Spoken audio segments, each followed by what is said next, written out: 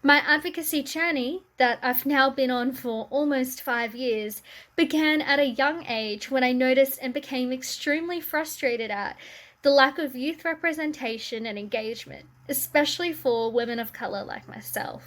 I saw the unaddressed institutional challenges that we faced and became even more determined and driven to help advocate for and empower minority groups and individuals who weren't having their voices acted on or heard seriously enough. I've realized that things like legislation and campaigns impact real people and real lives. So, if anything, the people that they impact should be represented and have a say to help create genuine positive change that reflects us. Unfortunately, despite Australia's diversity, we still have a long way to go when it comes to achieving equality and representation and removing the various forms of systematic oppression and challenges, especially for women of colour whose identities intersect with other marginalised groups and are disproportionately impacted by other issues and challenges as well.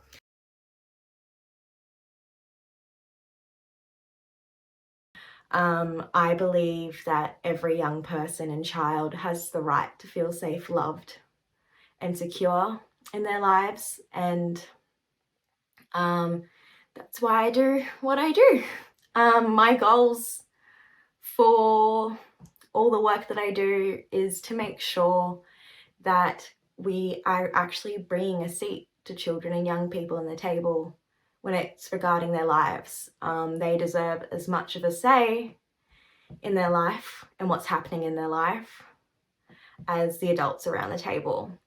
I also do my work to be able to promote the need for change, and especially around ensuring that young people transitioning have the exact same opportunities as their peers. Majority of the time, children and young people enter care through no fault of their own, and it doesn't sit right with me that for a lot of them they're so far behind the start line for their peers and throughout their journey in adulthood. And I'm hoping to bridge the gap. So that's what I do.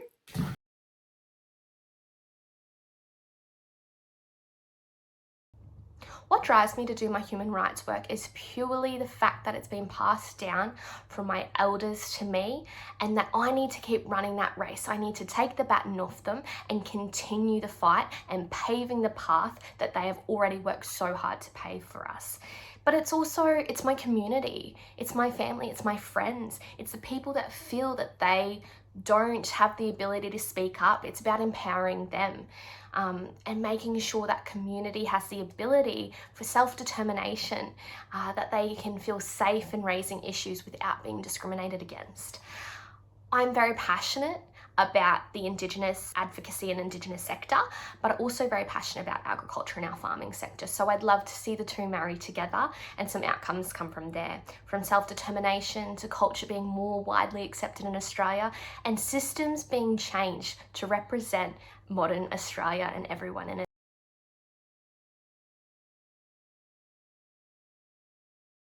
Together as brother and sister, we advocate for child survivors of family violence to be seen, heard, and supported as victims in their own right. The right of children to be safe is a fundamental human right, but how can that right be protected when kids like us are the invisible and unheard victims of family violence? As child victims, we are not extensions of our mums, and we don't experience family violence the same way or have the same support needs as her or as each other. Statistics clearly show that kids who grow up with family violence are much more likely to end up in the criminal justice system as an offender or a victim and to suffer mental health problems. If people start seeing kids as victims in their own right, stepping in and actually protecting the human rights of kids like us, so much will change for kids, for families, and for the community.